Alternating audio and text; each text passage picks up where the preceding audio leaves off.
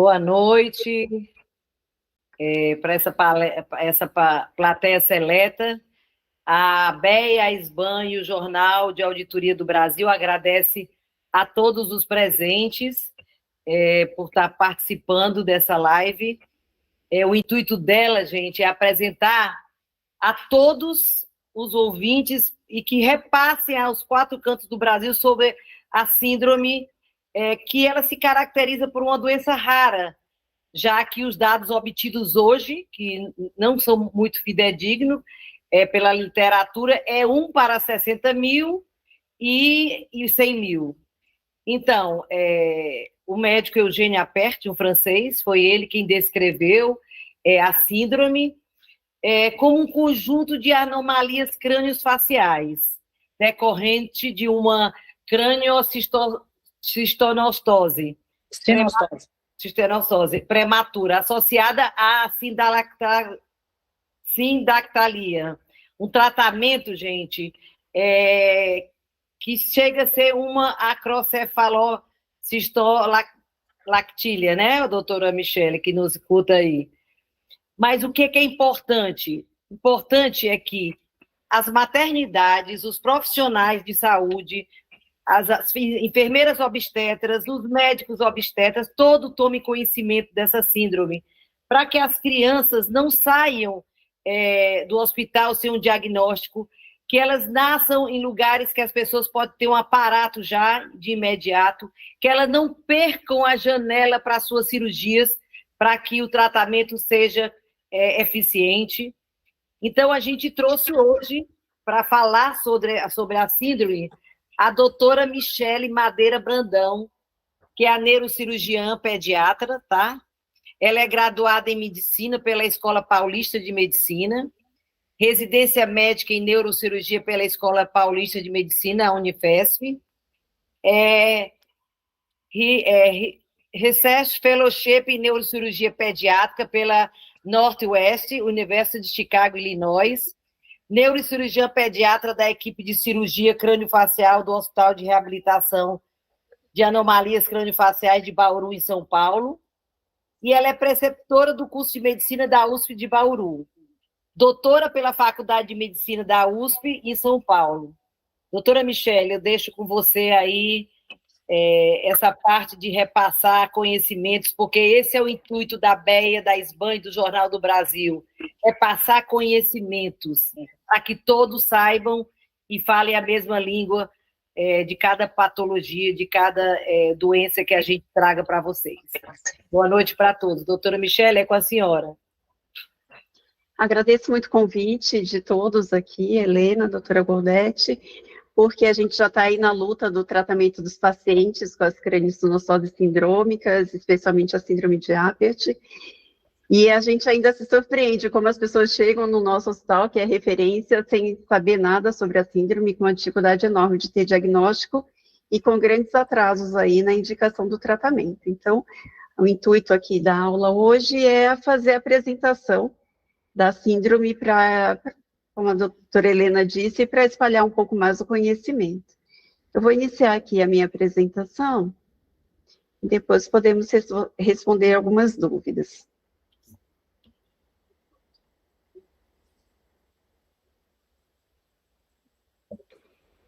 Vocês conseguem ver a tela? Conseguem, né? Sim. Essa é uma experiência comum aos pais, os pacientes com craniosinostoses sindrômicas, especialmente a síndrome de Appert, né? Que descobrem que a caminhada do seu bebê vai ser um pouco mais difícil do que se imagina e que tem que mudar os planos. E dentro dessa mudança de planos, tem a participação de uma grande equipe de saúde, uma grande equipe de pessoas, para poder ajudar na superação desses obstáculos. É esse o nosso papel aqui. Tentar facilitar a vida das crianças e dos seus pais em direção a um futuro que os pais sempre imaginaram para o seu bebê. Aqui um pouco do meu background, a doutora Helena já apresentou, né? Eu estou aí trabalhando com anomalias craniofaciais há bastante tempo, como neurocirurgiã de uma equipe grande, multiprofissional, voltada para essa finalidade. E a síndrome de Appert, eu só vou falar isso aqui de genética, porque o doutor Leandro daqui a pouco vai nos brilhantar com a sua aula. É uma síndrome genética autossômica dominante. A gente tem dados de literatura, mas não temos dados, de fato, da população de pacientes com síndrome de Apert no Brasil, que é algo que a gente está trabalhando a respeito. São várias características que as crianças com síndrome de Apert apresentam, mas 3 se destacam aqui, que é a crânio-sinostose, que é o fechamento precoce das suturas do crânio, a hipoplasia do terço médio da face, com diminuição do crescimento da região central da face, a maxila, e a sindactilia, que é essa fusão dos dedos das mãos e dos pés. Então, é muito importante que se faça o diagnóstico da síndrome de Apert por causa dessas características. Eu vou explicar um pouco mais por quê. Essa hipoplasia da maxila leva o terço médio da face não crescer adequadamente. E com isso, ocorre um estreitamento das vias aéreas, levando a um quadro de hipopneia e apneia. Eu creio que aqui na foto fica bem claro, bem fácil de ver, eu acho, essa retrusão da região da maxila da criança. Veja como a arcada superior, ela é bem mais para trás do que a arcada inferior. Não é que a mandíbula é grande, é que, no caso, a maxila está muito retrusa. E com isso, a via aérea da criança, e aí notem a coluna de ar na boca, ela tem um estreitamento muito grande para a passagem para a traqueia, causando muita falta de ar. O bebê com síndrome de Apert, ele pode, nos primeiros meses, ter essa falta de ar muito acentuada pela retrusão da maxila, pela atresia de coanas, que é o estreitamento da passagem do ar entre o nariz e a faringe. E não é raro que a criança, logo na maternidade ou nos primeiros dias, ganhe aí uma traqueostomia. Por quê? Porque é claro que a equipe quer resolver o problema da falta de ar da criança e indica uma traqueostomia para a criança, mas de fato não é uma coisa que a gente indica com muita frequência. Na realidade, no nosso serviço, a gente nunca fez uma traqueostomia em criança com Apert, porque sabemos que fazendo a correção da atresia de coanas, fazendo a descompressão do crânio, colocando a criança com uma cânula durante um tempo, é possível que ela, com o crescimento nas primeiras semanas, nos primeiros meses, consiga, apesar da sua dificuldade, evitar a colocação da traqueostomia. No próximo slide, eu acho que está dando um delay, a gente observa a segunda grande característica da criança com síndrome de Apert, que é a crânio-sinostose. Aqui a flecha mostra essa protusão, né, esse avanço da região frontal. Por que a criança apresenta esse avanço da região frontal? Porque a crânio-sinostose impede o crescimento adequado do crânio. Nessa situação, a gente vê, por exemplo, que o crânio está mais largo do que comprido, porque as suturas coronais, elas estão fechadas e impede que a cabeça da criança cresça para frente e para trás, ou diminui o ritmo do crescimento da cabeça da criança para frente e para trás. Com isso, a criança, que o cérebro precisa de espaço, começa a ter o crescimento da cabeça para o lado, para cima, para frente, porque ela está, de alguma maneira, tentando compensar a crânio-sinostose. A turricefalia é esse aspecto da cabeça, da fronte bem elevada, que é bem característica da síndrome. A crânio-sinostose está muito relacionada com o aumento da pressão dentro da cabeça. Eu sempre falo para os pais, é que nem colocar o pé no sapato apertado. O cérebro está ali, só que ele está num crânio que está apertado. Então, o cérebro está literalmente apertado dentro do crânio. Essa pressão aumentada do cérebro por causa da crânio-sinostose vai provocar, ou pode provocar, alterações cognitivas nos pacientes com crânio-sinostose sindrômica, e também visuais, já que esse aumento da pressão dentro da cabeça afeta tanto o cérebro quanto os nervos ópticos, prejudicando tanto o desenvolvimento cognitivo quanto o desenvolvimento visual dessa criança. É comum também, na criança, nas primeiras semanas, nos primeiros meses de vida, num local que não está muito acostumado com a síndrome, tentar contornar a questão da hipertensão intracraniana colocando uma válvula de drenagem de líquor na criança, o que não é a primeira escolha de tratamento. A primeira escolha de tratamento para a criança de Apert que tem hipertensão intracraniana é fazer a descompressão do crânio, é fazer o aumento do crânio, e não colocar uma válvula para drenar mais líquor, como a gente vai ver daqui a pouquinho. A outra maior característica da síndrome de Apert é essa sindactilia. Quando a gente pensa em sindactilia, acha que são pequenas fusões da pele, mas como vocês podem observar, no raio-x da criança, a fusão é óssea também, não é a fusão apenas da pele. Então, quando faz a correção da sindactilia em pacientes com síndrome de Apert, não é apenas simplesmente cortar a pele e fazer enxertinhos, mas tem toda uma parte óssea que tem que ser levada em consideração, e por isso precisa ser cirurgiões especialistas ou que tenham experiência na síndrome.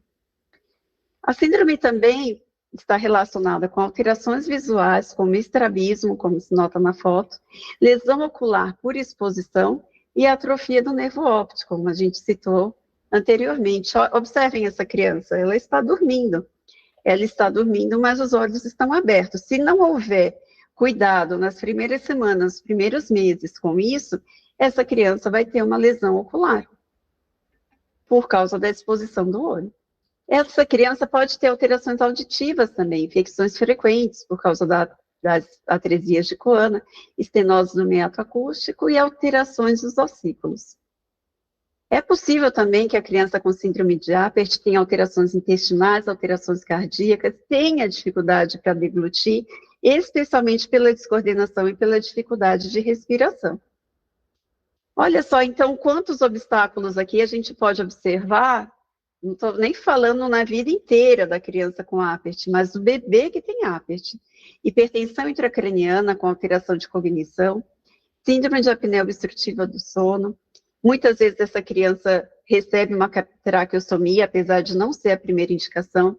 Distúrbios motores por causa da sindactilia, sensoriais por causa do distúrbio visual e do distúrbio auditivo, dificuldade para engolir, e apesar de muitas vezes ser contornável, muitas dessas crianças recebem sonda e gastrostomia.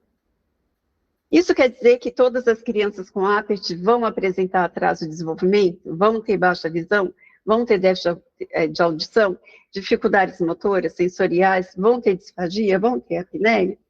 Não, porque existe tratamento. E a gente fica contente aí de participar aí de um trabalho a longo tempo, né, para conseguir oferecer tratamento para essas crianças. Mas como todo tratamento de sucesso, tudo começa com o diagnóstico.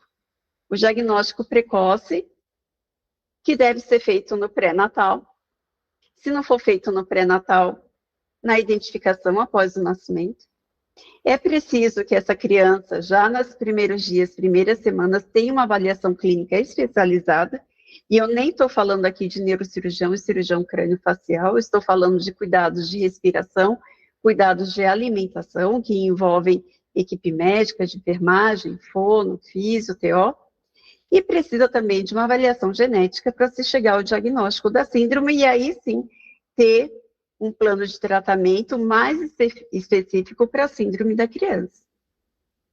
Uma vez que a criança ali, até os 3 meses, idealmente, mas até os 5 meses, já apresenta uma crâniosinostose, alteração da caixa craniana, uma hipertensão intracraniana que pode ser detectado de várias maneiras hoje em dia, maneiras pouco invasivas, ultrassom de bainha de nervo óptico, fundos de olho, monitorização Brain for Care, tem várias modalidades, fora os exames de imagem, a gente consegue oferecer um tratamento minimamente invasivo para essa criança, que é a suturectomia endoscópica. Abaixo vocês podem observar uma foto de como é, em geral, a abordagem da cirurgia do crânio. Você tem que praticamente expor todo o crânio da criança, mas através da suturectomia endoscópica, você faz uma menor incisão, a cirurgia se torna mais curta, o sangramento é menor, menos transfusão, menos tempo de internação.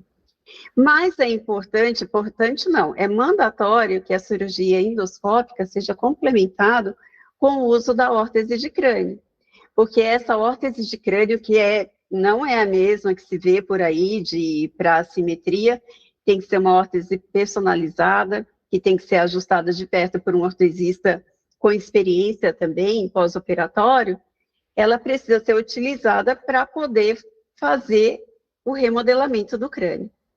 Se a criança passa desta faixa etária, a descompressão craniana, o controle da hipertensão intracraniana, já vai precisar de técnicas cirúrgicas diferentes. A partir dos 5 meses, nós já indicamos a descompressão de crânio com o uso de distrator de crânio.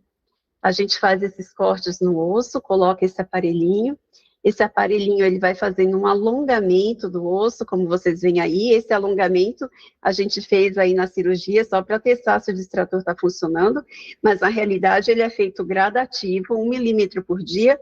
A própria família vai torcendo esse parafusinho em casa, de maneira que ao final do tratamento, aí 3, 4, 5 meses, se consegue esse efeito da foto abaixo, de um crânio maior, de um crânio mais alongado, com um volume maior, que acomoda o cérebro de uma maneira mais adequada e controla a hipertensão intracraniana. Na foto aqui à esquerda, o detalhe do distrator. Se a criança não tem acesso à cirurgia nos primeiros meses de vida, a indicação passa a ser de remodelamento do crânio.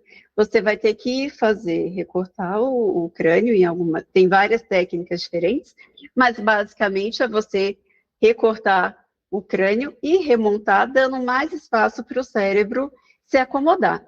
Nessas cirurgias, que são muito mais longas, muito mais complexas, há necessidade de uma internação mais prolongada, maior volume de transfusão sanguínea e uso de placas e parafusos absorvíveis, que o valor já é muito maior do que colocar uma órtese de crânio, por exemplo.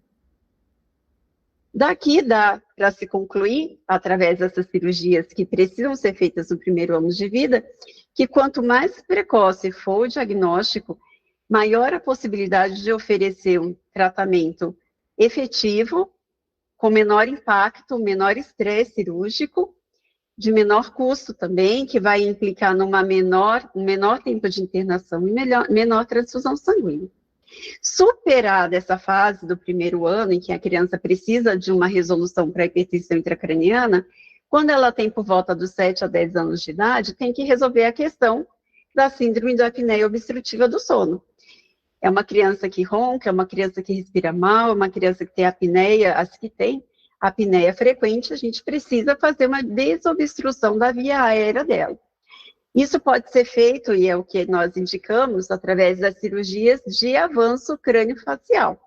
Na foto acima à esquerda, é utilizado o distrator, semelhante àquele que a gente faz no crânio, só que dessa vez, para alongar o osso da face, a maxila. Pode ser um distrator externo, como o da esquerda, interno, como o da esquerda, ou externo, como a foto da criança acima à direita. E embaixo, ali a tomografia para mostrar qual a intenção da cirurgia. Promover um alongamento da maxila, uma expansão do crânio e uma desobstrução das vias aéreas. Aqui o resultado de um dos pacientes que foi submetido à cirurgia de monobloco. Dá para ver que a retrusão do terço médio melhorou, a oclusão dos dentinhos melhorou e a oclusão dos olhinhos também melhorou. Então, a gente conseguiu um aumento do crânio, uma proteção melhor dos olhos, um avanço da maxila, desobstrução das vias aéreas e uma melhora da oclusão dentária também. E no futuro, a criança ainda precisa, eventualmente, complementar a questão da oclusão com uma cirurgia ortognática. Por que eu estou falando de tudo isso? Que, as pacientes têm acesso aqui no Brasil ao tratamento, mas é difícil o acesso. Começa com a dificuldade inicial do diagnóstico precoce. Se não é feito o diagnóstico precoce, como é que a gente vai conduzir o caso? Como é que essa criança vai chegar no centro de referência? Como é que essa criança vai ter contato com equipes que saibam conduzir e traçar um plano de tratamento completo para essa criança, que, como vocês veem aqui, vai se prorrogar até os 17, 18, 20 anos, até a juventude da criança. Então, o diagnóstico precoce já é uma dificuldade. Precisamos todos, essa é a intenção dessa palestra, trabalharmos juntos para melhorar o diagnóstico pré-natal, para melhorar o encaminhamento dessa criança, para melhorar as orientações e já dar uma previsão dos pais do passo a passo que a criança vai ter que seguir até estar realmente reabilitada. Se a criança tem aí, chega na idade ideal de 3 meses, ela poderia ser submetida à sua suturectomia endoscópica. Qual que é o problema disso? Ter equipe especializada e ter a órtese do crânio, que não é disponível com tanta facilidade, tanto no serviço público quanto no privado. Se a criança chegou depois da idade da suturectomia, ela precisa fazer uma descompressão craniana posterior. E aí já precisa do uso de distrator, de uma equipe especializada. São 4 meses de tratamento e eu não mencionei. Após os 4 meses que a criança fica com o distrator, precisa fazer uma nova cirurgia para retirar o distrator. Então, cada cirurgia com distrator tem a cirurgia da colocação do distrator e a cirurgia para retirada do distrator. A criança também precisa fazer a cirurgia da sindactilia, porque vocês viram que não é simples, não é a questão da pele dos dedos grudados. É uma sindactilia grave. Agora, se você não tem movimento da mão, a mão tem muita representação no cérebro. Se você não tem um movimento manual, um movimento dos pés adequado, toda a sua neuroplasticidade envolvida com atividades motoras vai estar comprometida também. Só que se você operar esse paciente na vida adulta, o cérebro dele já se acostumou, já fez todo o imprint de informação de que os dedos são grudados. E você vai desgrudar na vida adulta e aí não vai ter muito benefício. Então, é muito importante fazer a cirurgia no tempo certo. Ainda assim, superou tudo isso, a criança teve acesso a tudo na idade certa, a gente ainda precisa tratar a síndrome de apneia da criança, com avanço crâniofacial, que exige o distrator de terço médio, que também tem um custo. Poucos centros fazem, poucas equipes fazem. Difícil a criança ter acesso. E no futuro é a cirurgia ortognástica, que não pode ser feita com uma equipe que não tem especialização. Então, veja só quantos obstáculos a criança com síndrome de Apert enfrenta. E, felizmente, há pessoas interessadas em diminuir esses obstáculos. E precisamos mesmo disso, porque, como vocês podem ver, a cada etapa de tratamento existem desafios a serem superados. Mas estão aqui os nossos pacientes, né? Eles podem ser tratados. A gente precisa fazer com que eles cheguem nos centros de diagnóstico mais rápido, para que possa iniciar o tratamento da maneira mais rápida possível. Aqui eu tenho um dos casos, uma das pacientes, por exemplo, olha só, ela nasceu e a equipe não foi capaz de dizer que ela tinha uma síndrome em geral, não precisava, nem chegou a questão de discutir se era Apert ou não. Uma fono, com muito interesse em resolver a situação da criança, a criança teve alta sem diagnóstico, teve alta sem orientação, a fono fotografou a criança e colocou no Google Imagens, e chegou no diagnóstico de síndrome de Apert, e a partir daí desencadeou todo o processo de encaminhamento da criança. Qual que é a urgência de iniciar o tratamento precoce? Várias, mas eu sou neurocirurgiã, vou destacar aqui a hipertensão intracraniana. De 60% a 90% das crianças com síndrome de Apert têm hipertensão intracraniana. E haverá prejuízo cognitivo se a cirurgia for feita após o primeiro ano de vida. Então, não chega a ser uma emergência, mas é uma urgência relativa. Se fazer o diagnóstico e encaminhar a criança o mais rápido possível para um centro de referência, para ela receber orientação e iniciar o tratamento o quanto antes. Então, olha, quais são os obstáculos aqui que eu sugiro para a gente, todo mundo se empenhar em resolver juntos, não é? A suturectomia endoscópica, que é a mais simples, de menor custo, menor internação, menor sangramento, que tem um bom resultado, depende do encaminhamento no tempo adequado para um centro de referência, a complementação com a órtese. Hospitais de referência precisam ter a verba para adquirir distratores osteogênicos de crânio e face, placas e parafusos absorvíveis, seja no público ou no privado. O custo é alto, mas as crianças precisam desse recurso para os tratamentos no tempo certo e adequados. Correção de sindactilia, cirurgião plástico, cirurgião de mão, com experiência em pacientes com síndrome de Apert. Eles estão por aí, mas o paciente precisa se conectar ao cirurgião que faz isso. Então, é importante que esse paciente seja encaminhado para o centro que tem um profissional que consiga resolver o problema dele. É preciso também de equipe especializada para fazer o avanço crâniofacial, o Lefort 3, para o tratamento da síndrome de apneia obstrutiva, e também para a cirurgia ortognática. Agora, olha só, a quantidade de profissionais que eu pude me lembrar, envolvidos no tratamento de síndrome de Apert. Eu não estou falando que é porque é uma criança e precisa desses profissionais de maneira genérica, não. Paciente com síndrome de Apert precisa da intervenção, da participação de todos esses profissionais mesmo. Todos esses profissionais têm participação ativa e específica no tratamento dos pacientes com síndrome de Apert.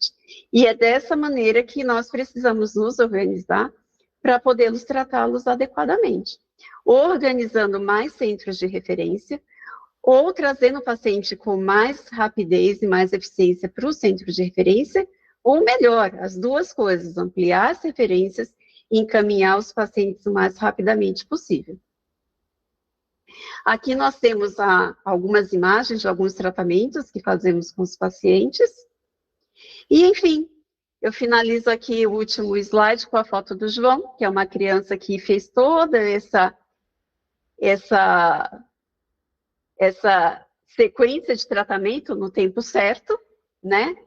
Infelizmente, ele não teve acesso a tratamento aqui no Brasil, ele teve que recorrer a tratamento fora do exterior, mas os pais são muito generosos e resolveram investir seu tempo, sua preocupação, seus recursos na divulgação da síndrome aqui no Brasil, para que todas as crianças possam ter um acesso a um tratamento melhor.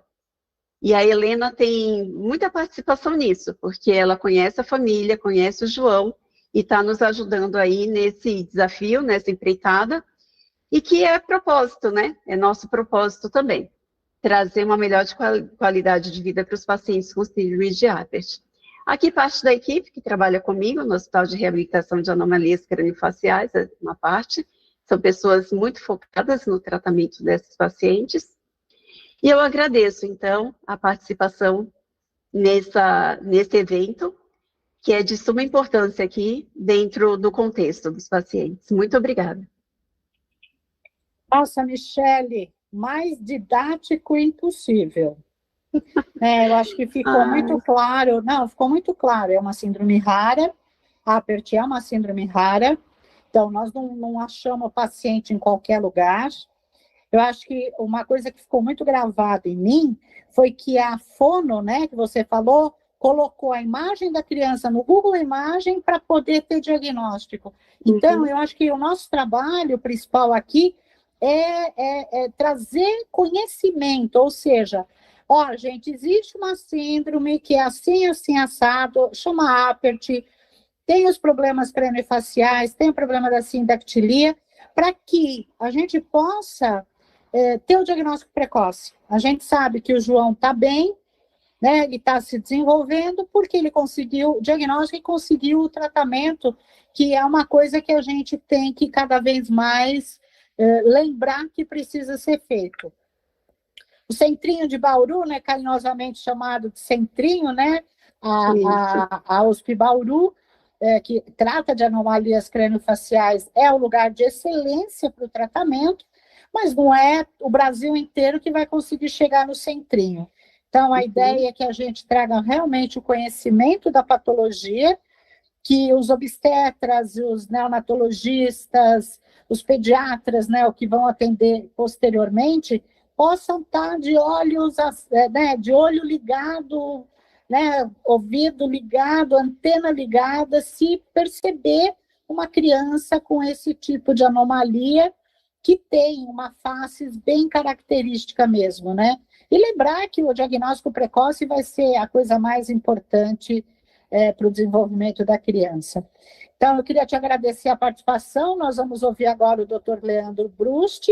Faço questão que ele mesmo se apresente, por gentileza, para a gente ver os aspectos genéticos ligados à síndrome e, quando você tiver o diagnóstico, falar um pouquinho se vale a pena um aconselhamento genético, como é que a gente tem que trabalhar essas possibilidades. Leandro, por favor. Obrigado. Só um minutinho, Leandro. Gold, uma das coisas que é bom salientar, que a Michele contou para a gente, é a dificuldade, às vezes, de uma operadora, depois a gente pode comentar, atrasar uma autorização para Vamos comentar, porque devem vir perguntas. Deixa eu até aproveitar, gente. Quem quiser fazer pergunta, faça, que a gente responde. Aí depois a gente vai poder falar das dificuldades de autorização que a gente tem, caso você tenha essa síndrome dentro da tua operadora de planos de saúde. Muito obrigado, Goldete. Parabéns, Michele. Parabéns à SBAN, parabéns à BEA pelo evento e pela proatividade em discutir temas tão relevantes, né? A gente acabou de ver um caso que, digamos assim, ele é emblemático, certo? E mostra o quanto a gente precisa ainda evoluir na disseminação do conhecimento, às vezes conhecimentos básicos até, né? Para a gente poder direcionar melhor as investigações.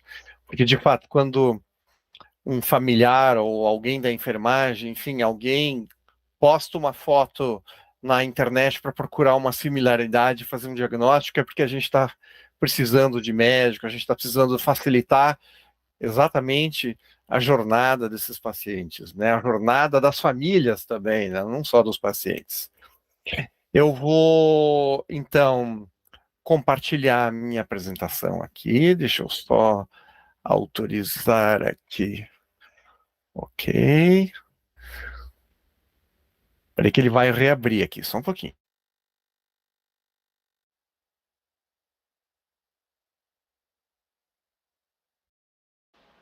Ele caiu. Vamos esperar o Leandro voltar. Nesse meio tempo, a gente pode até falar das dificuldades que, muitas vezes, quando você tem diagnóstico, você encontra para autorização da operadora, o que não deveria, né? Michele relatou para a gente algumas dificuldades lidando com a saúde suplementar, porque é uma crâniosinostose, né? Correção de crâniosinostose com distrator. Então, é cirurgia coberta, né? Então, a gente precisa entender essas dificuldades que se encontram muitas vezes na saúde suplementar, e eu creio, sabe, Michele, que é muito por desconhecimento. Eu acredito que seja muito por desconhecimento. Ele está voltando. Desconhecimento. Voltou? Voltei. Eu tinha preciso autorizar o Google a compartilhar a tela. Vamos lá. Vamos lá. Aí a gente volta nas dificuldades de autorização. Doutor Leandro Hanner está aí, se você precisar que ele coloque, viu? Vamos ver. Compartilhar tela, janela. Eu acho que você coloca então, porque eu não estou achando aqui não. Não está aparecendo para mim. Ele está habilitado para compartilhamento, Hanner? Ok. Eu já tinha passado a apresentação para ele. Gente, vocês sabem que de vez em quando acontecem esses probleminhas tecnológicos, ficar imaginando que nós estamos cada um num canto do Brasil, né? Leandro está em Lajeado? Isso. Leandro está em Lajeado, Michele está em Bauru, Helena está em Fortaleza, eu estou aqui em São Paulo. Eu acho que assim, a tecnologia às vezes nos derruba, mas também nos aproxima. Mas ajuda. Ela nos aproxima. Você vê, cada um está num canto aqui. A única que está no mesmo estado ainda sou eu e Michele, né, que estamos no estado de São Paulo. Fora isso, né? E Hanner está onde?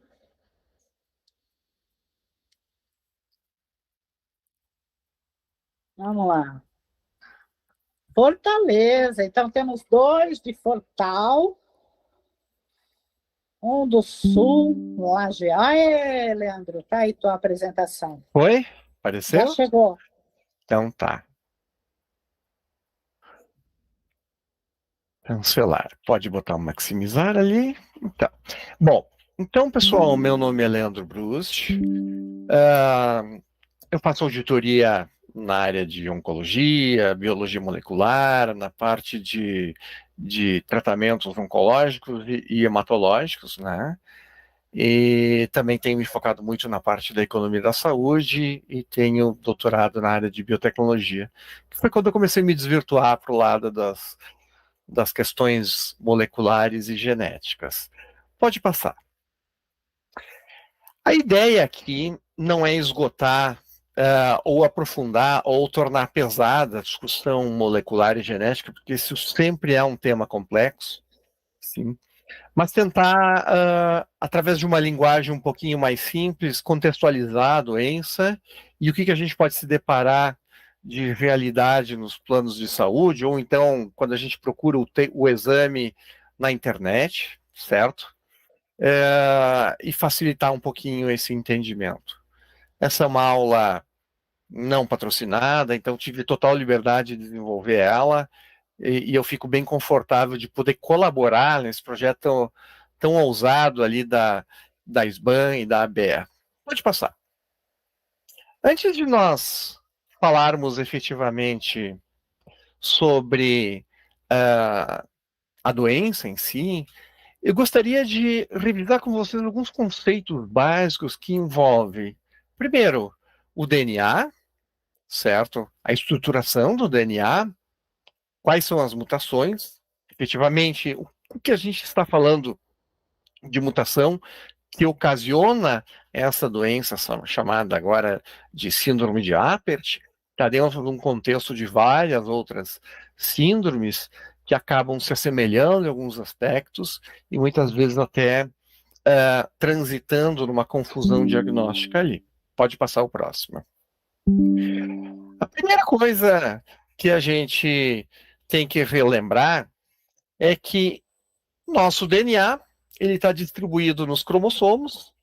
Aqui a gente vê de uma forma muito bem organizadinha. Dentro da célula não é assim. Né? Para fins de entendimento, nós temos essa distribuição, certo? E cada cromossomo carregando lá o seu conjunto de genes, e as mutações vão ocorrendo ali dentro, né? E determinando as doenças. O importante é ter em mente que esse diagrama que eu mostro para vocês, ele é um diagrama depois de, primeiro, trabalhado a imagem em computador, né, organizado o DNA, os cromossomos numa lógica, e aí a gente vai comparando e avaliando, certo? Assim como também um preparo com técnicas laboratoriais. Pode passar.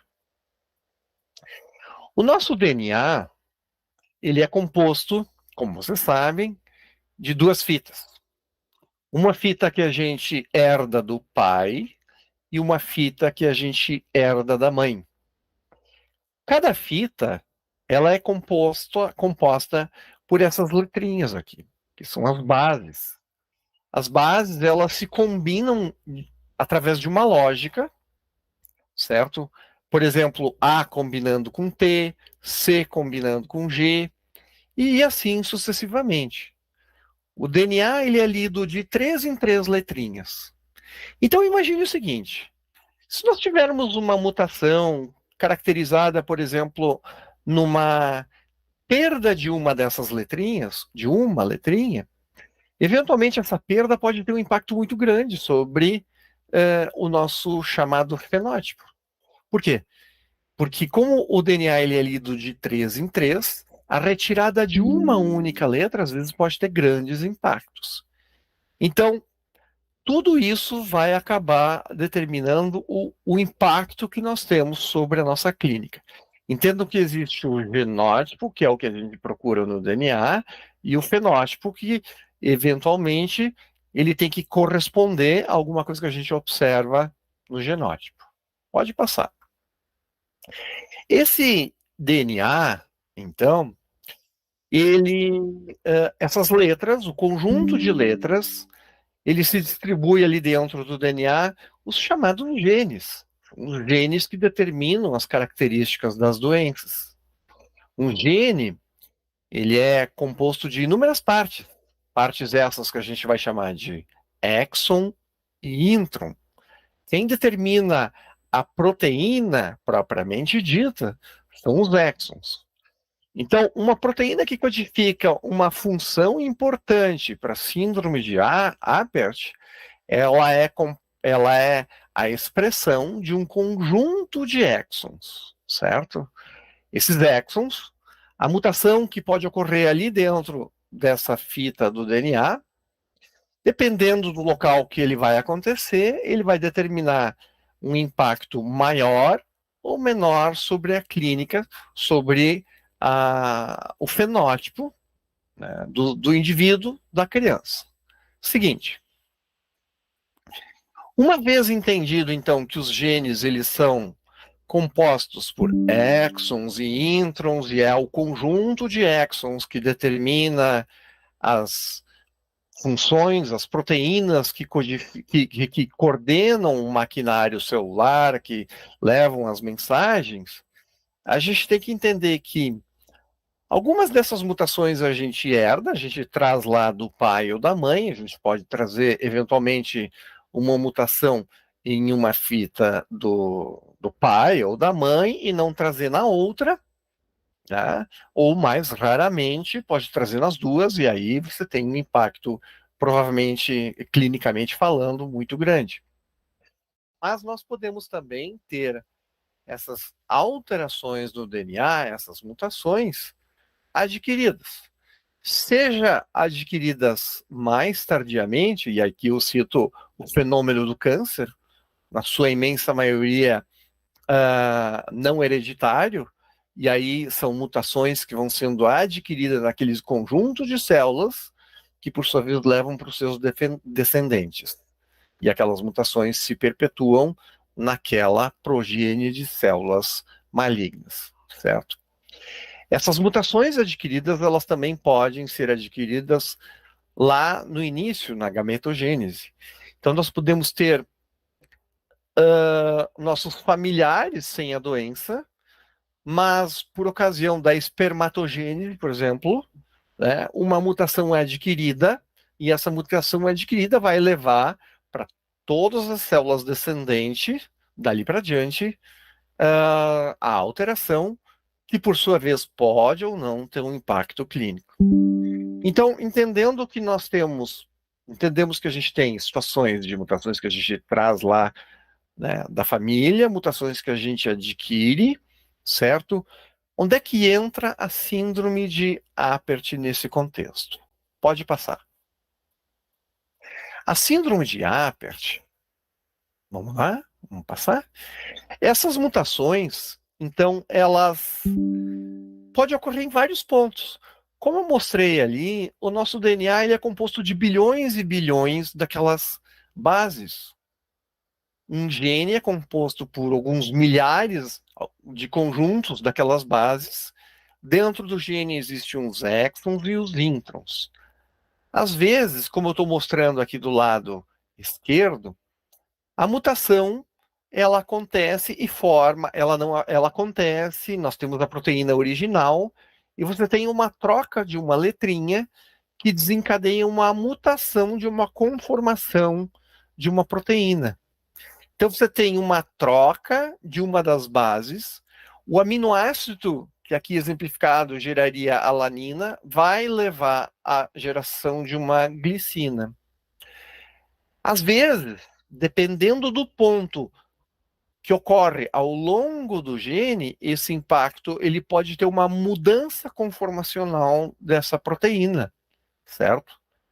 E isso funciona mais ou menos, como eu vou mostrar depois, exatamente na questão da tomada e do plug. Por outro lado, ali no lado direito, no canto direito, eu estou mostrando para vocês que às vezes uma troca de uma letra, ela leva a uma mutação onde o formato da proteína ele se modifica. Então vejam, mesmo uma letra do DNA, uma base sendo trocada, dependendo da região, eu estou dizendo para vocês que a conformação da proteína pode mudar. Portanto, se tudo no nosso organismo é uma questão de plug e tomada, ou seja, tudo se conecta, certo?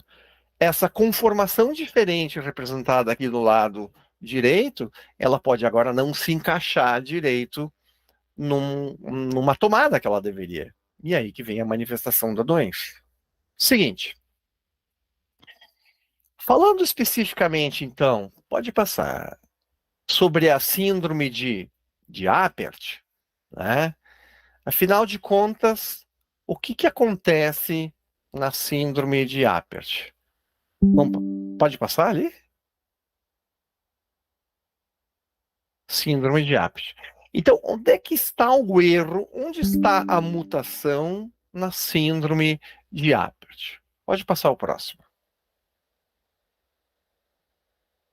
Vamos lá. Só clicar ali para baixo. Então, vamos lá. Como eu falei, tudo no nosso organismo é uma questão de sinalização. Existe um sinal que a gente vai chamar do ligante, que é uma proteína circulante, que ela vem e ela se conecta no receptor. Do lado direito, eu estou colocando o DNA para mostrar exatamente que tanto o ligante, aquela substância que se liga, que foi gerada através da leitura de algum fragmento do DNA, quanto o próprio receptor, eles são gerados através da leitura do DNA. Portanto, eu posso ter erros e mutações ocorrendo e impactando sobre o ligante, e eu posso ter erros no DNA, mutações no DNA, impactando sobre o receptor. Especificamente falando sobre a síndrome de Apert, a gente está falando, pode passar, sobre erros que ocorrem sobre o receptor. Ok? Então, o ligante, ele não está alterado. Mas o plug dessa tomada, ele está alterado. Quem é que foi o primeiro cara a descrever a doença? As primeiras descrições datam de 1842. Apert, que por sua vez levou ao nome da síndrome, ele foi quem primeiro publicou, então, uma série de casos da síndrome de Apert em 1906.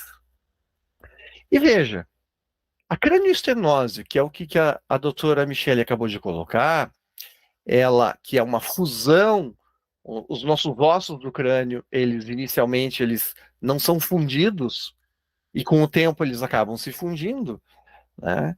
Essa estenose, essa soldadura da calota craniana, ela ocorre para a apresentação. Ela ocorre em 4,5% das pessoas, né? E aí sim, nesses 4,5% das pessoas, a gente vai chamar de síndrome de Apert.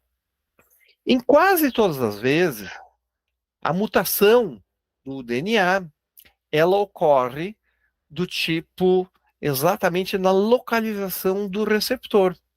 Lembra, eu falei que tem o ligante que pode se conectar a um plug e gerar uma mensagem. Eu posso ter um erro no ligante ou eu posso ter um erro aonde ele vai se ligar.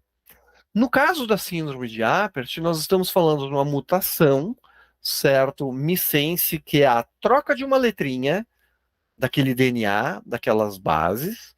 Só que essa troca da letrinha, ela é tão impactante que em vez de gerar um aminoácido, ela gera outro aminoácido. E isso altera toda uma questão de conformação da proteína, toda uma questão de funcionalidade da proteína.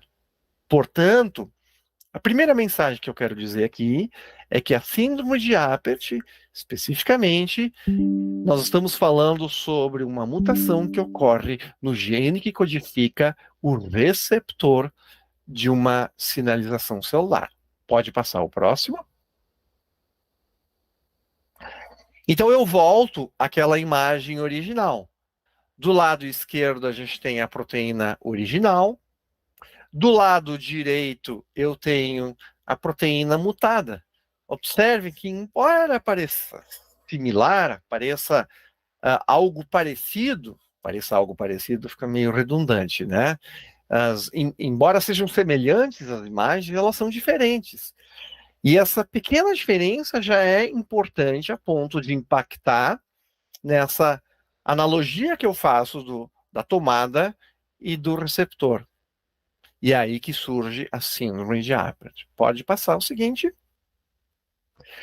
Então, Um outro destaque que eu quero apresentar para vocês é que a síndrome de Apert, ela tem uma possibilidade, certo? Uma vez que a pessoa tenha a mutação que confere a alteração desse receptor, certo? Ela pode levar aos seus descendentes com uma chance de 50%. Portanto, já vou entrar aqui na questão do aconselhamento que a Goldete comentou.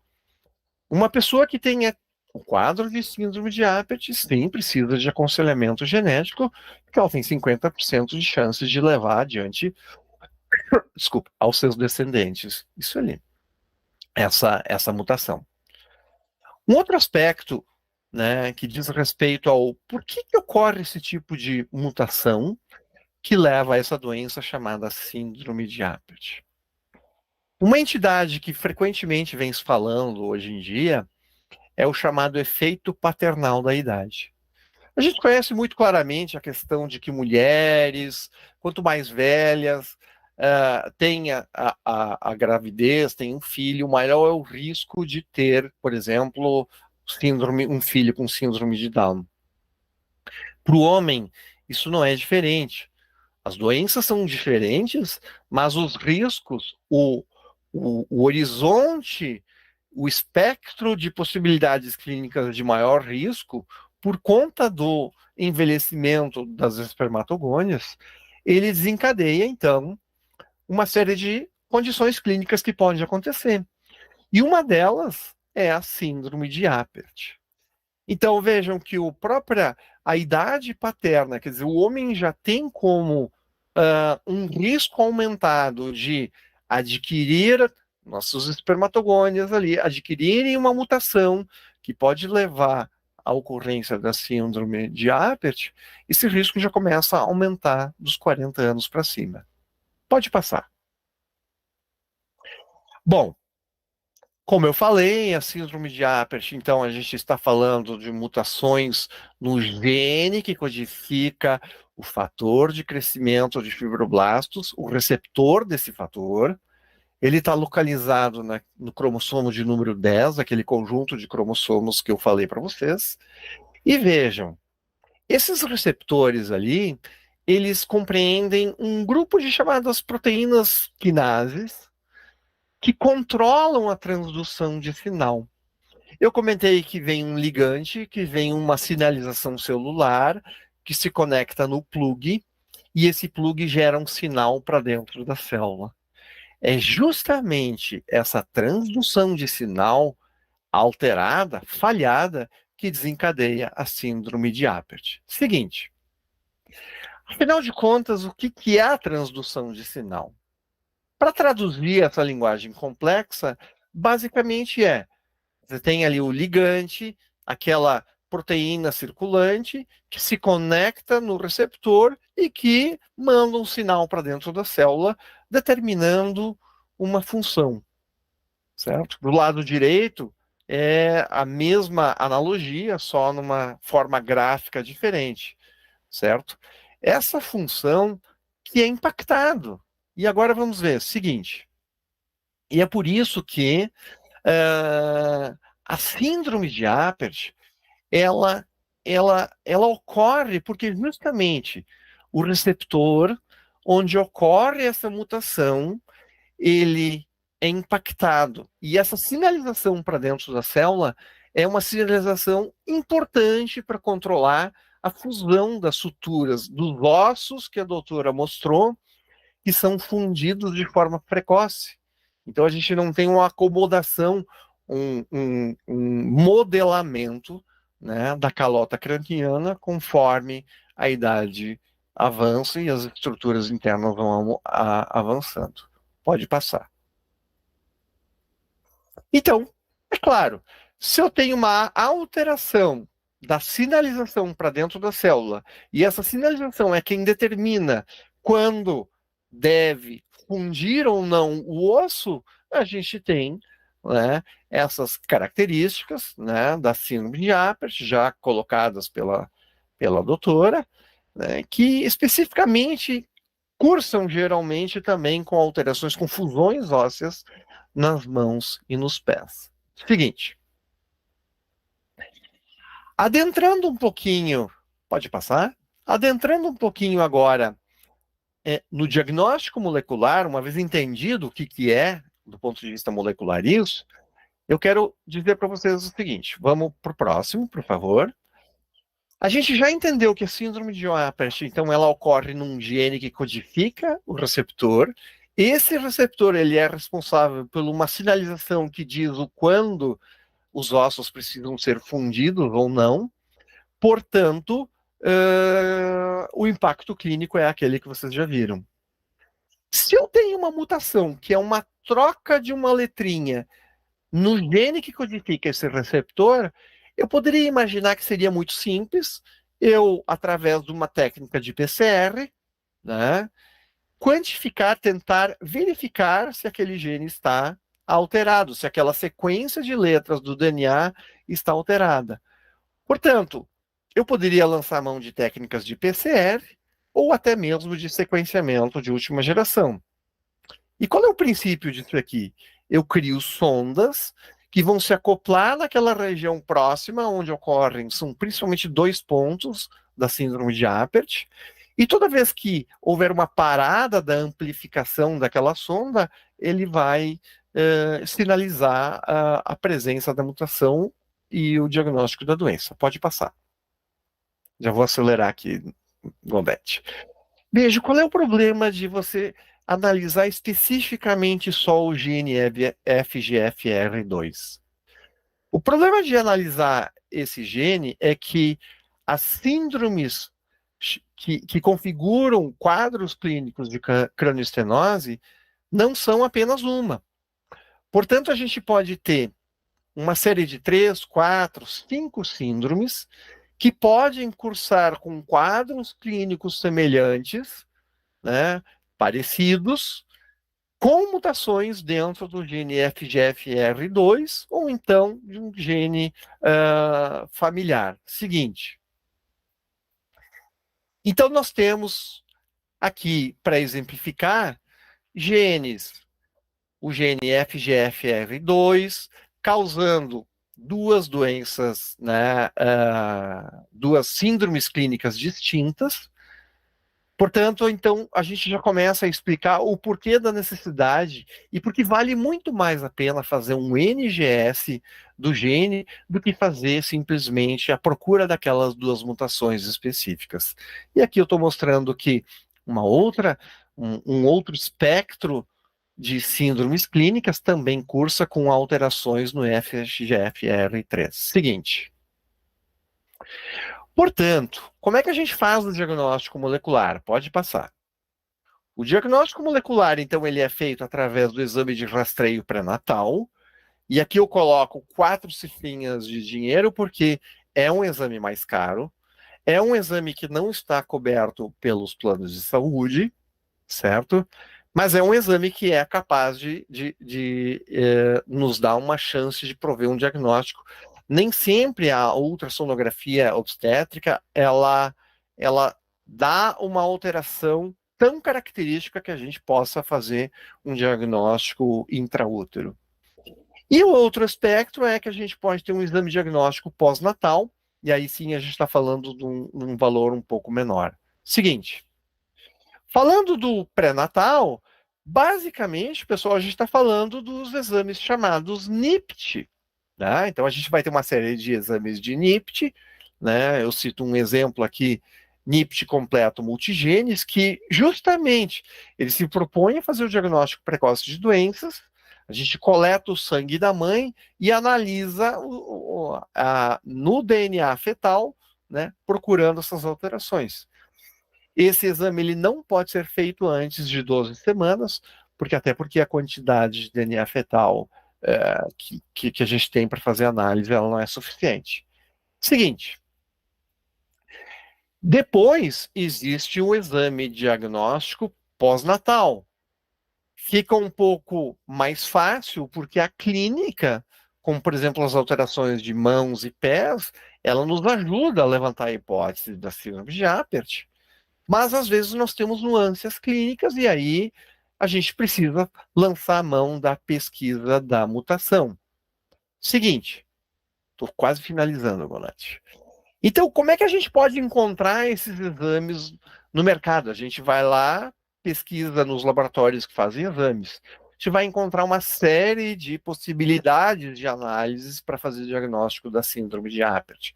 Às vezes a gente vai encontrar uma pesquisa de NGS do receptor, do gene que codifica o receptor, FGFR2.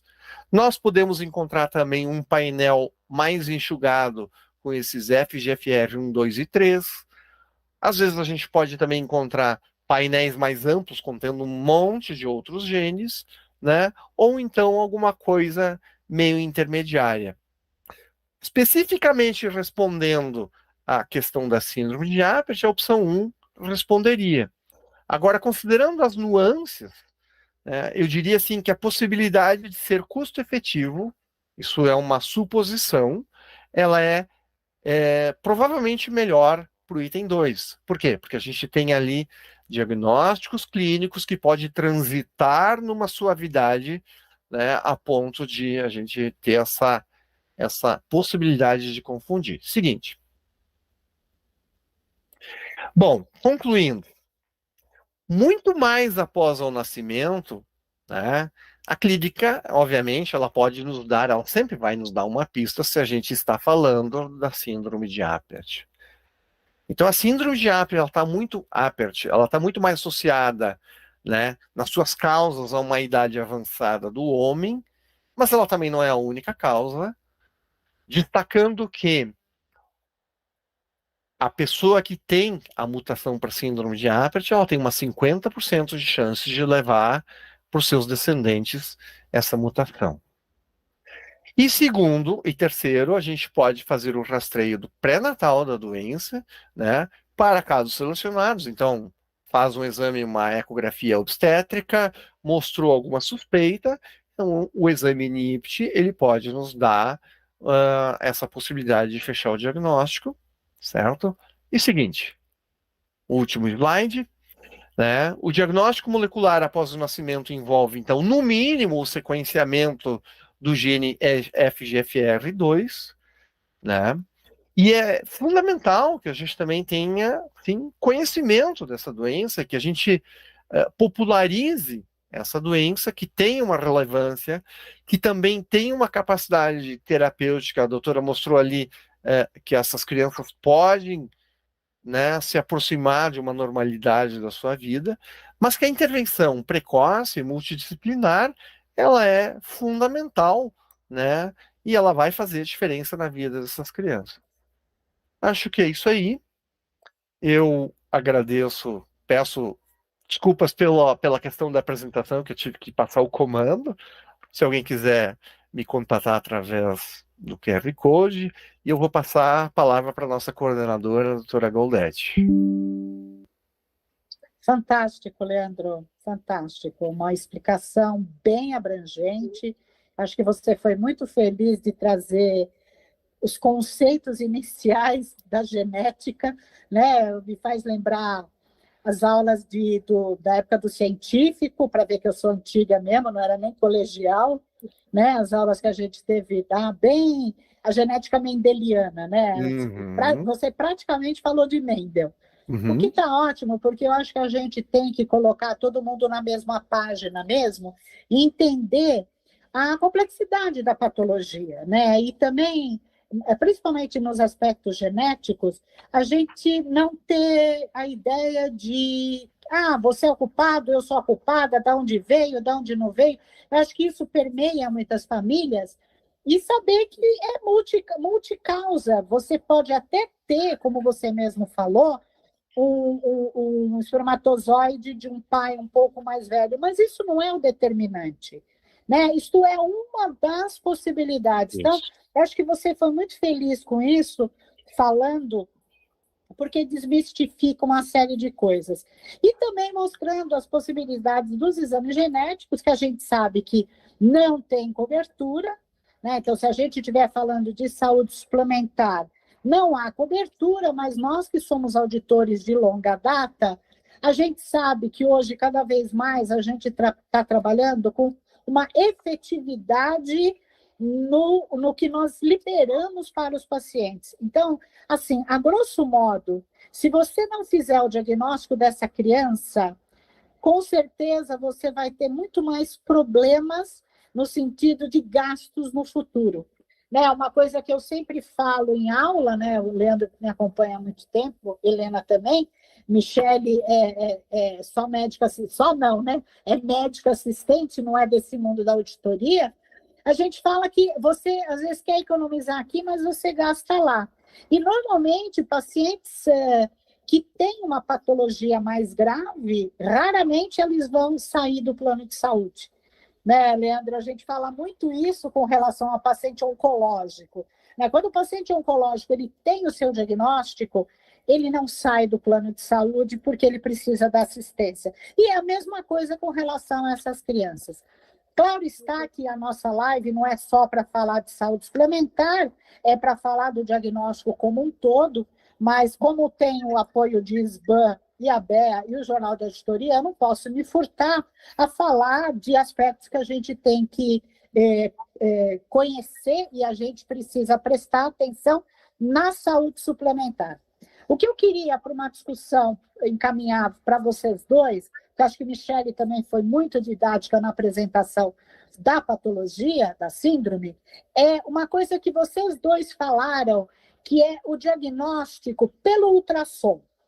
Né? Nós já tivemos uma conversa, né, Michele e Leandro, e assim, eu queria muito estressar esse assunto, porque assim, uma coisa é a gente lidar com o prato pronto. Então, assim, nasceu a criança, você trouxe, Michele, tudo que eu posso dar para essa criança, aonde que eu tenho que atuar, dentro de um diagnóstico precoce, aonde que eu encaminho, como é que eu faço para manter a cognição dessa criança, né, para que ela consiga se integrar na sociedade.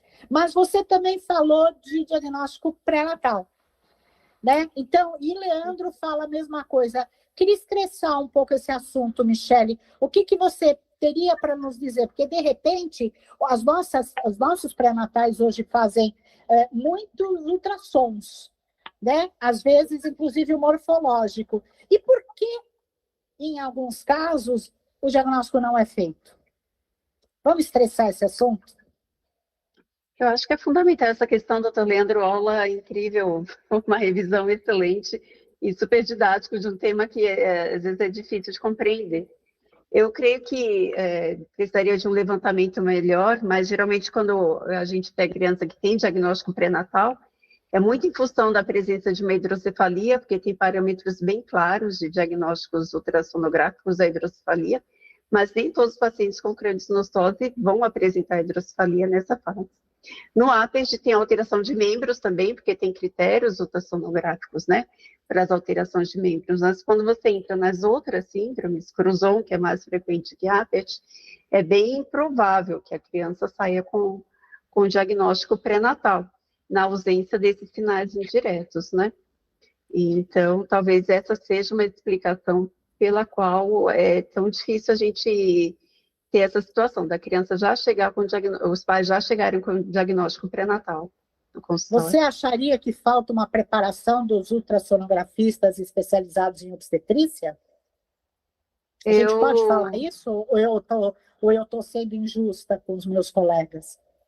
Eu fico intrigada, na realidade, eu não consigo responder, mas no APERT específico, como tem alteração de membros, né? E é uma coisa, assim, bem marcante, não é uma sindactilia simples, né? Vocês viram as fotos, e a regra é ser bem severa mesmo. Eu fico mesmo intrigada, pelo menos porque que, ao ver os membros, não chamam a atenção para o diagnóstico. Pelo menos chamar atenção, né? Chamar a atenção. Mas eu acho que você colocou bem, a sindactilia talvez pudesse chamar mais atenção do que você ter um aumento do diâmetro cefálico, que pode ser por uma hidrocefalia, por qualquer outro motivo, que não uma síndrome de APERT. Exatamente, para quem faz ultrassom, quem está habituado com ultrassom, é bem isso também, né, Leandro? O que você acha? Eu acho que são essas ponderações que a Michele que vocês duas já colocaram, e eu acho que é inegável também a heterogeneidade, né, do preparo, né, a gente sabe, não vamos esconder, por exemplo, na própria oncologia, mamografias, interpretação de mamografias é a mesma história, a gente tem heterogeneidade, né, na capacidade de interpretação, certo? Isso acaba impactando. E ainda mais quando você tem também uma doença que não tem uma frequência tão grande, quer dizer, quantos casos se vê isso, se vê ao longo de uma jornada profissional que você acaba tendo o habitual de levantar a suspeita, né? Tá certo, você tem toda a razão. A Michele tem uma amostra viciada, né, Claro. Michele, porque você atende direto lá no centrinho. Você tem toda a razão, Leandro. Sim. Gold, Você tem toda a razão. Fala, Helena. Eu queria salientar sobre os exames, né, genéticos, que são caríssimos. Se fosse uma doença medicamentosa, o laboratório até custeia alguns exames desses, né? Mas não é o caso. Não. E aí nós não temos, porque, Michele, quando é medicamentosa, às vezes o laboratório custeia esse exame, entendeu? Que é caríssimo. Mas, nesse caso, nós não temos essa ajuda aí, né? Então, é o jeito da gente cair em cima e tentar negociar da saúde suplementar ou até o próprio SUS, né? Para poder a gente conseguir uma coisa mais acessível. Eu diria, eu posso fazer um comentário antes? Claro, Leandro, sem dúvida. Helena, eu dividiria essa questão do exame, do acesso, em dois horizontes. O horizonte do diagnóstico da criança que já nasceu e ela tem uma suspeição, certo? E a gente quer bater um martelo quanto à síndrome ou não. Como a Goldete falou há pouco, um pai e uma mãe, ele, enquanto não tem um diagnóstico, né, genético, digamos assim, esse pai e mãe, a gente sabe, se a gente vê isso no dia a dia em outros testes genéticos, ele vai ficar peregrinando em vários médicos, em várias consultas, até que alguém cele esse diagnóstico. Isso. Portanto, um olhar da operadora, mesmo extra-rol, talvez seja até mais econômico, talvez possa ajudar a salvar dinheiro, porque você aborta aquela peregrinação, você tem uma resposta para dar para os pais, e, portanto, você agora pode se focar todas as energias, né? Bom, como é que nós vamos solucionar isso ali? Eu acho que esse é um aspecto importante, né? Não sei, Muito igual, viu, Leandro? Gostei. Muito, assim, porque aí é o que você, como nós discutimos praticamente no final. Se você tem o diagnóstico, se você evita as portas giratórias, né, revolving doors, que os americanos falam muito de você ficar girando dentro do sistema sem resolver, e aí você foca no que você precisa. Olha, preciso fazer. E aí, vamos entrar no assunto para terminar, Helena, porque já passamos, no sentido de que também não pode haver demora na liberação da cirurgia. Né, Michele, que é uma coisa que você estava falando para a gente. Então, já percorremos todo o calvário, já temos o diagnóstico, já sabemos tudo, o paciente precisa fazer o tratamento da craniossinostose e usar os distratores, que é para ir abrindo a cabecinha, né, para usar um termo bem leigo, para que o cérebro continue crescendo, porque se você tiver a calota craniana fechada, o cérebro não vai crescer, e aí você coloca essa criança numa condição sem desenvolvimento cerebral. Então, queria muito que você falasse um pouco sobre as dificuldades quando, na saúde suplementar, você já teve caso que teve dificuldade de liberação. Olha, as dificuldades eu vou citar as mais comuns, na realidade. Eu creio que é uma dificuldade comum é a questão da referência. Eu prestei muita atenção no curso que eu participei e eu vi que é algo comum nas doenças raras. Precisa de alguém que é referência no assunto, né? Isso. Somos 4 mil neurocirurgiões no país. Alguns fizeram pediátrica, alguns fazem crânio-facial. E, às vezes, o plano pensa, não, tem neurocirurgião aqui na minha cidade, por que precisa procurar em outro estado? Então, entender essa questão da referência. Aí eu acho que é conhecimento, é informação mesmo. Saber que nem mesmo sendo neurocirurgião, precisa em alguém que tenha mais experiência. Chegando na pessoa que tem referência, os insumos são caros mesmo, né? Eu coloquei aí alguns dos valores, são caros ao processo normal da liberação, né? Só que uma coisa que eu acho que demora um pouquinho, cotação de material. Tem poucos fornecedores no país, entendeu? E eles ficam naquela guerra de baixar o preço para ganhar, né, a concorrência. Nisso você, às vezes, poxa, é um material que não é o que eu quero, né? A quantidade que precisa, não é do jeito que precisa, você precisa justificar. Esse trâmite durante o período de cotação é algo que já poderia ser uma coisa um pouco mais acertada anteriormente, até porque a gente que é um médico assistente nem gosta muito de se envolver nessa questão da cotação, assim, né? Aí fica o pessoal ligando para você o tempo todo. Quando eu falo, gente, eu não tenho nenhum envolvimento com essa parte. É algo que poderia. Tem cobertura, né? O código tem cobertura, é um tratamento que tem cobertura pelo plano. Mas eu creio que essa questão de respeitar que precisa ser encaminhado para uma pessoa que seja referência naquela patologia, especificamente, serve para todas as doenças raras. E talvez abreviar esse tempo de cotação, entendeu? De maneira um pouco mais objetiva, já seria bom. A outra coisa é que é um plano de tratamento. E isso é questão de informação também. Poxa, você operou agora, tem que operar de novo, tem que operar de novo? Como assim? Não, mas já estava previsto que fazia as cirurgias. É uma jornada. Né? Não é que não deu certo, não é que eu estou pedindo de novo, já fazia parte desde o início, né? O plano de tratamento do paciente, mas às vezes quem está do outro lado não sabe disso. Então, aí que é super válido esse encontro aqui para a gente começar a trazer um pouco mais de conhecimento para facilitar as decisões de quem está aí na questão da gestão e da auditoria mesmo. Perfeito. Leandro levantou a mão. Sobretudo, né, Michele, você apresentou ali da relevância e da complexidade das equipes multidisciplinares, que são extremamente relevantes, né? Então, muitas vezes o plano está focado ali na questão do material, na liberação, mas ele também tem que entender de que isso ali é uma parte, né, do todo, né? E esses multiprofissionais que vão acabar se envolvendo também com essa criança, eles também têm um custo que também precisa ser considerado, né? É uma jornada, né, Leandro? É uma jornada. Não vai só operar, você tem físio, fono, TO, neuropsicologia, você tem que desenvolver esse indivíduo, né? Eu acho que é importante isso. E eu acho que, assim, como palavra final, né, porque estamos nos encaminhando para o final, eu acho que a gente tem que levar em consideração também na saúde suplementar, uma coisa que eu falo já há muito tempo, né? Quem opera muito, opera mais e opera bem.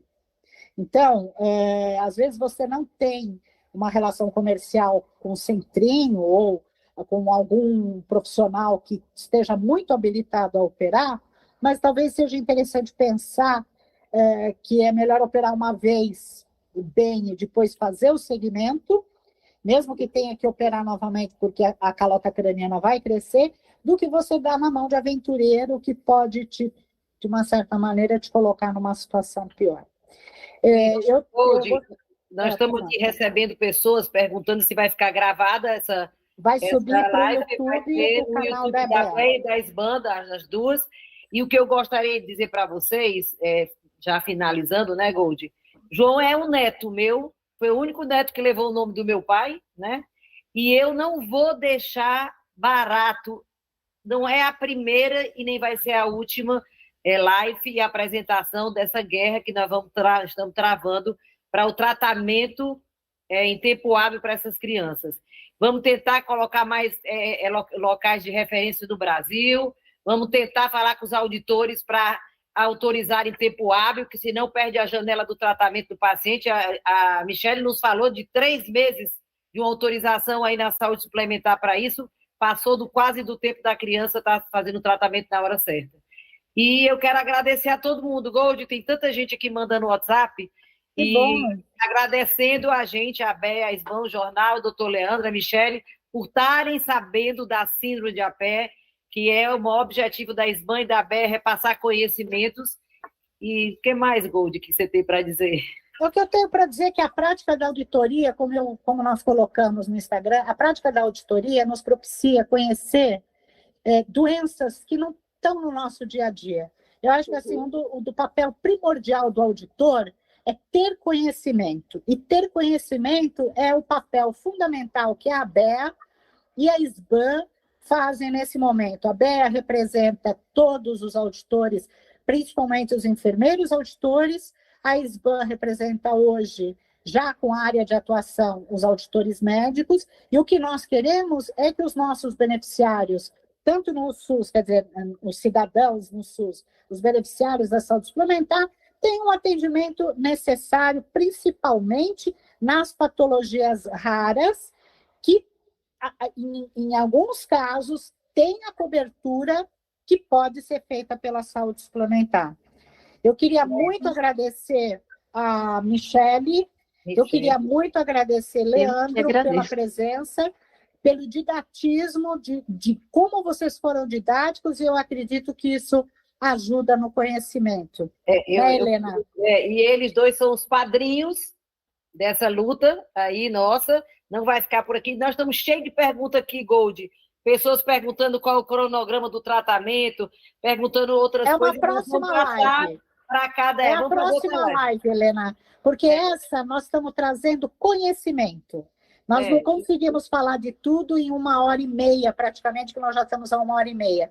Então, assim, a gente se compromete a fazer mais uma live. Olha aqui e a doutora Michele fala da jornada, e realmente dessa jornada do tratamento e das fases do tratamento, das necessidades das terapias e da equipe multiprofissional. Já estamos com isso na cabeça para fazer. Povo, pode segurar a onda que a gente faz. Olha aqui a doutora Miyuki Goto, né, que é nossa, está assistindo e está dizendo que em breve vamos marcar uma reunião com a MB, com o novo diretor da Defesa Profissional, e depois pedir uma reunião com a ANS também, para poder a gente sanar esses percursos aí as que nós estamos. Exatamente. Miyuki, um beijo. Olha, a todos vocês que estão aí, eu vi que chegou o pico de quase 54 pessoas, isso é só o começo, é um horário que todo mundo está saindo do trabalho, e eu sei que tem muita gente que gostaria, a doutora Regina Galvão pegou um avião agora, ficou com pena, mas está gravado no YouTube da BEA, vai ficar, e da SBAN, e doutor Leandro, muito obrigado por você ter abraçado essa causa aí com a gente, doutora Michele, um beijo, Haney, muito obrigado pelo seu plantão hoje. E Gold, eu amo você. Um beijo, eu amo você também, gente. Muito obrigada. Faremos uma próxima live. Até a próxima. Um beijo para todo mundo. Beijo, gente. Tchau, tchau, pessoal.